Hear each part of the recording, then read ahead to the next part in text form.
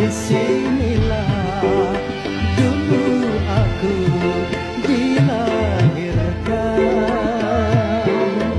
Oh beriangan penuh dengan pemandangan,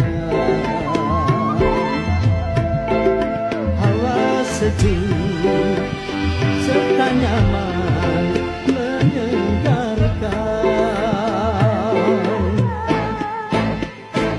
Walau kini jauh di mata, tetapi tak akan ku lupa tanah tumpah darah tercinta, lembur kuring priangan.